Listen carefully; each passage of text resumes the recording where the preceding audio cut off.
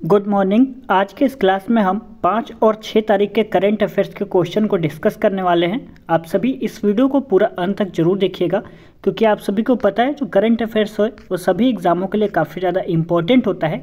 तो ये क्लास आपके लिए काफ़ी ज़्यादा इंपॉर्टेंट होने वाला है। तो आज के इस क्लास में हम 5 और 6 मार्च के जो करंट अफेयर्स है उसको आज हम डिस्कस करेंगे। तो चलिए, पहला प्रश्न है यहाँ पे, 2 फरवरी से 31 मार्च 2024 तक राष्ट्रपति भवन नई दिल्ली में मनाया जाने वाला उद्यान उत्सव 2024 क्या है? एक संगीत समारोह, या एक शानदार फूल उत्सव, या एक फूड कार्निवल और एक सांस्कृतिक प्रदर्शनी क्या है? तो इसमें आपका करेक्ट आंसर बी हो जाएगा, एक शानदार फूल उत्सव यह हो जाएगा। चलिए दूसरा प्रश्न देख लेते हैं। यहाँ पे लिखा हुआ है, उद्यान उत्सव 2024 अमृत उद्यान में भारत का पुष्प उत्सव 2 फरवरी से 31 मार्च 2024 तक राष्ट्रपति भवन नई दिल्ली में जनता के लिए खुला रहेगा। दूसरा प्रश्न हमारा, डेफ कनेक्ट 2024 का प्राथमिक उद्देश्य क्या है? इसमें आपका करेक्ट आंसर हो जाएगा ऑप्शन नंबर सी, स्वदेशी रक्षा नवाचार को प्रोत्साहित करना इसका उद्देश्य हो जाएगा। चलिए इसके बारे में कुछ जान लेते हैं। रक्षा मंत्री राजनाथ सिंह ने 4 मार्च 2024 को नई दिल्ली में डेफ कनेक्ट 2024 का उद्घाटन किया। इस आयोजन का उद्देश्य स्वदेशी रक्षा नवाचार को प्रोत्साहित करना है और देश के रक्षा नवाचार परिदृश्य में एक महत्वपूर्ण मील का पत्थर है। चलिए तीसरा प्रश्न देख लेते हैं। विश्व वन्यजीव दिवस 2024 का मुख्य विषय क्या है? इसमें आपका correct answer option number C हो जाएगा, लोगों और ग्रह को जोड़ना, वन्यजीव संरक्षण में डिजिटल नवाचार की खोज इसका मुख्य विषय हो जाएगा। किसका? विश्व वन्यजीव दिवस 2024 का मुख्य विषय यह क्या हो जाएगा? लोगों और ग्रह को जोड़ना, वन्यजीव संरक्षण में डिजिटल नवाचार की खोज, यही यहाँ पे लिखा हुआ है। तो चलिए अगला प्रश्न हम देख लेते हैं। अदिति योजना निम्न में से किस क्षेत्र से संबंधित है? स्वास्थ्य क्षेत्र से, स्पेस टेक्नोलॉजी, रक्षा क्षेत्र या शिक्षा क्षेत्र? तो जो अदिति योजना है ये हो जाएगा आपका ऑप्शन नंबर सी, रक्षा क्षेत्र से यह संबंधित हो जाएगा।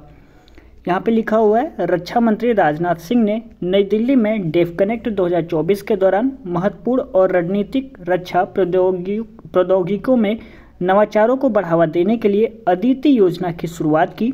योजना के तहत स्टार्टअप रक्षा प्रौद्योगिकी में अपने अनुसंधान, विकास और नवाचार प्रयासों के लिए 25 करोड़ रुपए तक की अनुदान सहायता प्राप्त करने के पात्र होंगे। 2023-24 से 2025-26 की अवधि के लिए इस योजना के तहत 750 करोड़ रुपए आवंटित किए गए हैं। अगला प्रश्न हमारा, ग्लोबल रिसोर्सेज आउटलुक रिपोर्ट किसके द्वारा जारी की जाती है? करेक्ट आंसर हो जाएगा ऑप्शन नंबर ए, UNEP द्वारा यह जो रिपोर्ट है वह जारी की जाती है। यहाँ पे लिखा हुआ है, global resources outlook report Kenya के नैरोबी में UNEP मुख्यालय में 6ठी संयुक्त राष्ट्र पर्यावरण सभा UNE6 के दौरान लॉन्च किया गया। यह संयुक्त राष्ट्र पर्यावरण कार्यक्रम UNEP के अंतर्राष्ट्रीय संसाधन पैनल की प्रमुख रिपोर्ट है। UNEP संयुक्त राष्ट्र के तहत पर्यावरणीय मुद्दों पर प्रतिक्रियाओं के समन्वय के लिए जिम्मेदार हो जाएगा। अगला प्रश्न हमारा, एक्सरसाइज समुद्र लक्ष्मण भारत और किस देश के बीच आयोजित किया गया है? करेक्ट आंसर इसमें हो जाएगा ऑप्शन नंबर बी, भारत और मलेशिया के बीच में यह आयोजित किया गया है। कौन सा एक्सरसाइज? समुद्र लक्ष्मण। चलिए यहाँ पे लिखा हुआ है, देख लेते हैं। समुद्र लक्ष्मण अभ्यास हाल ही में विशाखापट्टनम के तट पर भारत और मलेशियाई नौसेना के बीच में आयोजित किया गया। यह भारतीय नौसेना और रॉयल मलेशियाई नौसेना के बीच एक संयुक्त नौसैनिक अभ्यास है। यह इस अभ्यास का तीसरा संस्करण था। अगला प्रश्न कह रहा है हमारा, केंद्रीय मंत्री डॉक्टर मनसुख मंडाविया ने आयुष ICMR उन्नत केंद्र का शुभारंभ कहां पर किया हुआ है? तो करेक्ट आंसर हो जाएगा, नई दिल्ली में इसका शुभारंभ किया गया है। चलिए यहाँ पे नोट डाउन किया हुआ है, नोट में देख लेते हैं।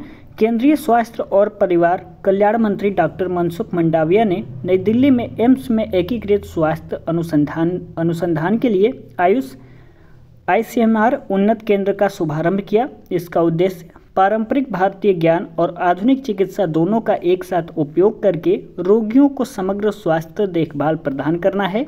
ये केंद्र विभिन्न एम्स स्थानों जैसे AIIMS Delhi, AIIMS Jodhpur, AIIMS Nagpur, AIIMS Rishikesh में स्थापित किए जाएंगे। क्वेश्चन नंबर 8 कह रहा है हाल ही में ओशन ग्रेस नामक ASTDS ट्रक का उद्घाटन किसने किया है। करेक्ट आंसर हो जाएगा डी, सर्बानंद सोनोवाल ने किया हुआ है।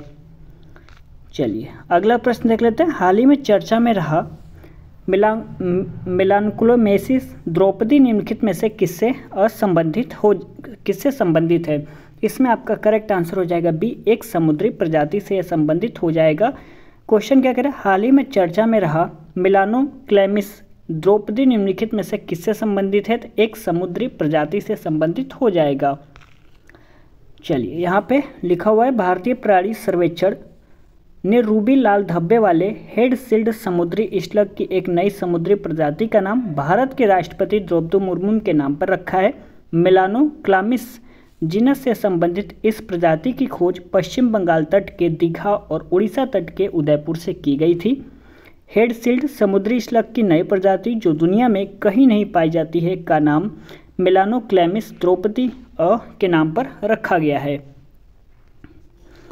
चलिए अगला प्रश्न देख लेते हैं। क्वेश्चन नंबर 10 क्या कह रहा है, सीमा सुरक्षा बल BSF की पहली महिला स्नाइपर कौन बनी है। तो इसमें आपका करेक्ट आंसर हो जाएगा डी, सुमन कुमारी। ये आपकी हो जाएंगी BSF की पहली महिला स्नाइपर हो जाएंगी। ध्यान रखिएगा सीमा सुरक्षा बल यानी BSF की सब इंस्पेक्टर सुमन कुमारी सीमा सुरक्षा बल की पहली महिला स्नाइपर बन गई हैं। सुमन ने हाल ही में इंदौर के central school of weapons and tactics में 8 सप्ताह का स्नाइपर कोर्स पूरा किया और प्रशिक्षक ग्रेड हासिल किया। सुमन हिमाचल प्रदेश के मंडी जिले की रहने वाली हैं। वह साल 2021 में BSF में शामिल हुई थी, ध्यान रखिएगा। क्वेश्चन नंबर 11 कह रहा है निम्न में से किस राज्य के पूर्व राज्यपाल अजीज कुरैशी का निधन हो गया है। करेक्ट आंसर हो जाएगा option number D, Uttar Pradesh. Question number 12 कह रहा है सुप्रीम कोर्ट के किस पूर्व जस्टिस को लोकपाल अध्यक्ष नियुक्त किया गया है। दीपक मिश्र को, अजय सिंह जयशर्मा या AM खानविलकर को। तो करेक्ट आंसर इसमें ऑप्शन नंबर डी हो जाएगा, AM खानविलकर को नियुक्त किया गया है। क्वेश्चन नंबर 13 कह रहा है हाल ही में जारी एक रिसर्च के अनुसार वर्ष 1990 के बाद से वयस्कों में मोटापे का प्रसार कितने गुना अधिक हुआ है। करेक्ट आंसर हो जाएगा डी, 2 गुना। अगला प्रश्न है हमारा मद्रास विश्वविद्यालय के छात्रों और प्रोफेसरों ने हाल ही में किस राज्य के चेट्टिमेदु पाथुर में एक बच्चे के प्राचीन दफन स्थल का पता लगाया है। करेक्ट आंसर हो जाएगा option number D, Tamil Nadu. Question number 15 है जूलॉजिकल सर्वे ऑफ इंडिया ने बंगाल के समुद्री तटों और किस पर समुद्री स्लग मोलस्क की एक नई किस्म की खोज की है। करेक्ट आंसर इसमें ऑप्शन नंबर डी हो जाएगा, उड़ीसा। चलिए क्वेश्चन नंबर अगला देख लेते हैं। न्यूजीलैंड के पूर्व ऑलराउंडर जेम्स फ्रैंकलिन IPL में किस टीम का कोच नियुक्त किया गया है। करेक्ट आंसर हो जाएगा option number D, Sunrisers Hyderabad के। क्वेश्चन नंबर 17 कह रहा है हाल ही में किस केंद्रीय मंत्री ने coal logistics plan and policy launch की है। करेक्ट आंसर डी हो जाएगा, प्रहलाद जोशी ने। क्वेश्चन नंबर 18 कह रहा है financial intelligence unit of India ने किस पेमेंट कंपनी पर 5.49 करोड़ रुपए का जुर्माना लगाया है। करेक्ट आंसर हो जाएगा डी, पेटीएम पर। क्वेश्चन नंबर 19 कह रहा है PM मोदी ने किस शहर में विश्व की पहली वैदिक घड़ी का उद्घाटन किया। करेक्ट आंसर हो जाएगा ऑप्शन नंबर सी, उज्जैन में। क्वेश्चन नंबर 20 जो कि आज का हमारा लास्ट ऑफ प्रश्न है, केंद्र सरकार ने 1990 बैच के IPS अधिकारी का नाम बताइए जिसे राष्ट्रीय सुरक्षा गार्ड NSG का महानिदेशक DG नियुक्त किया था। इसमें आपका करेक्ट आंसर हो जाएगा option number D, Daljit Singh Chaudhary. इसको मैंने शॉर्ट वीडियो में भी आपको बताया था। यदि आपने वीडियो देखा है तो आपको इसका आंसर पता होना चाहिए था पहले से ही, ठीक है। तो चलिए आज की क्लास में बस इतना ही। यदि वीडियो आपको पसंद आया होगा तो प्लीज़ वीडियो को लाइक कर दीजिएगा, अपने दोस्तों में इस वीडियो को शेयर कर सकते हैं, चैनल को सब्सक्राइब कर लीजिएगा यदि आपने अभी तक सब्सक्राइब नहीं किया है तो मिलते हैं अगले क्लास में। तब तक के लिए बहुत बहुत धन्यवाद।